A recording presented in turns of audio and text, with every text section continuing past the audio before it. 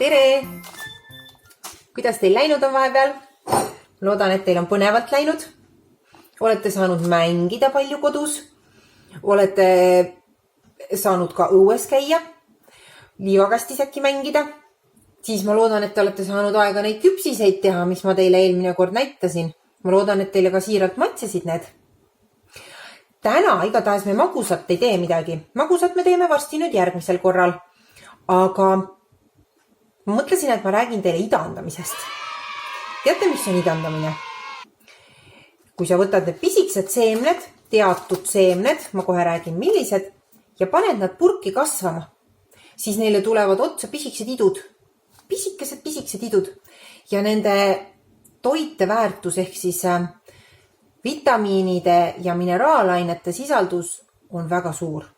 Ja see on väga kasulik meie tervisele.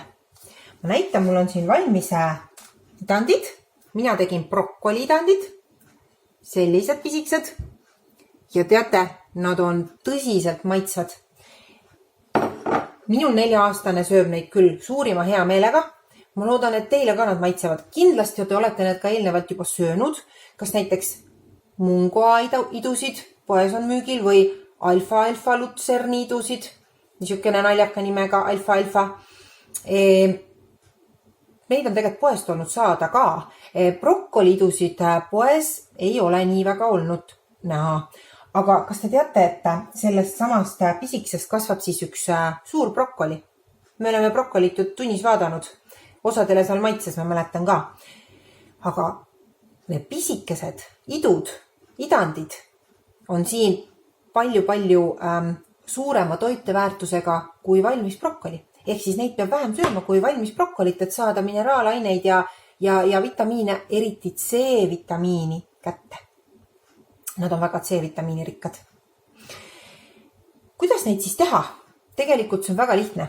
Kui sul on olemas kodus idandamispurk, kui ei ole, siis võib-olla emmedissid teevad tavalisest purgile niisuguse vastava kaane. Oluline on, et siit saaks see vesi välja voolata. Nii, ma näitan, kuidas siis seda teha.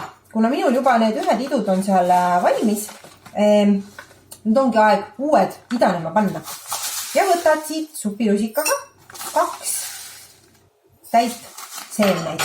Selline on see brokkoliseemnete pakend minul, aga neid on ka erinevaid muidugi. Oleneb, kus neid siis saada, emmedissid vaatavad. Paned nad ise siia purgi sisse niimoodi. Nii, ja siis lased vett peale. Täitsa sellist tavalist külmemaa poolset vett lased peale. Ja segad natukene niimoodi. Paned kaane peale.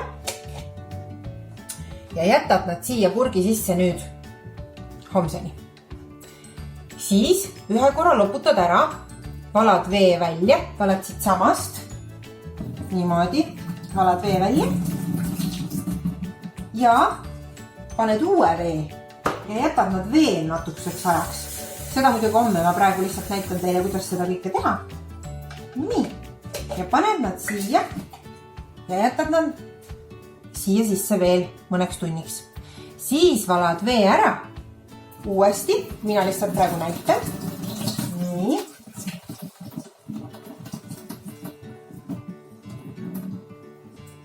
Ja jätad nad siia peale niimoodi. Võid veel taldriku alla panna, et liigset vett sealt saaks ära voolata. Ja siis hakkad jälgima.